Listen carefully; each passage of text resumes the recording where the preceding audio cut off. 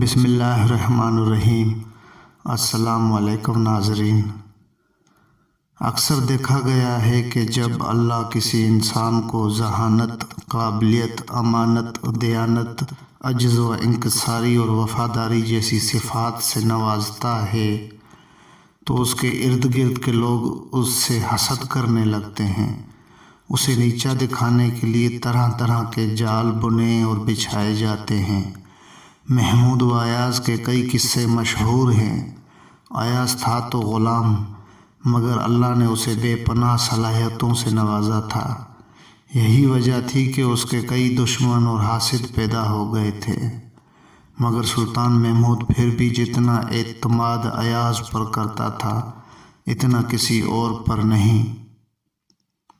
ایک روز کسی درباری نے سلطان محمود سے سوال کیا، جناب آپ ایک ادنا سے غلام ایاز کو 30 امیروں کے برابر کیوں سمجھتے ہیں؟ ہم یہ سمجھنے سے قاصر ہیں کہ ایک ایاز میں 30 امیروں کی عقل مندی کیسے آ گئی ہے۔ سلطان محمود خاموش ہو گیا اور وقت کا انتظار کرنے لگا تاکہ اس درباری کے سوال کا جواب دے سکے۔ پھر ایک روز وہ موقع آ ہی گیا تھا۔ سلطان محمود شکار کے ارادے سے 30 امیروں کو ساتھ لے کر جنگل کی طرف نکلا۔ دور ایک قافلہ نظر آیا۔ ایک امیر کو حکم ملا کہ جا کر معلوم کرو کہ یہ قافلہ کہاں سے آیا ہے۔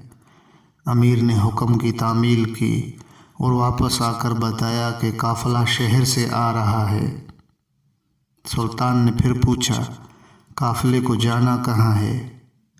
وہ امیر یہ نہ بتا سکا، اس لیے اس نے یہ بات تو قافلے والوں سے پوچھی ہی نہ تھی۔ ایک ایک کر کے تمام امیروں کو قافلے کے پاس بھیجا گیا۔ سبھی نامکمل اور ادھوری معلومات لائے۔ کوئی بھی مکمل معلومات لے کر نہ آیا تھا۔ سلطان محمود نے اپنے امیروں سے مخاطب ہو کر کہا، تم سب کو اعتراض تھا کہ میں نے ایاز کو تم سب کے برابر درجہ کیوں دے رکھا ہے؟ اب اس کا جواب سنو۔ ایاز کو میں نے تم سب سے چھپ کر قافلے کے پاس بھیجا تھا۔ جن 30 سوالوں کے جواب تم 30 امیر 30 چکروں میں لائے ہو، ایاز ایک ہی بار ان 30 سوالات کے جوابات لے کر آیا ہے۔ اب تو تم لوگ سمجھ گئے ہوگے کہ میں نے یہ مقام و مرتبہ ایاز کو کیوں دے رکھا ہے۔ سب امیر یہ سن کر شرمندہ ہوئے اور سلطان محمود سے معافی کے خواستگار ہوئے اور بیک زبان بول اٹھے، ہم بے شک ایاز کی برابری نہیں کر سکتے۔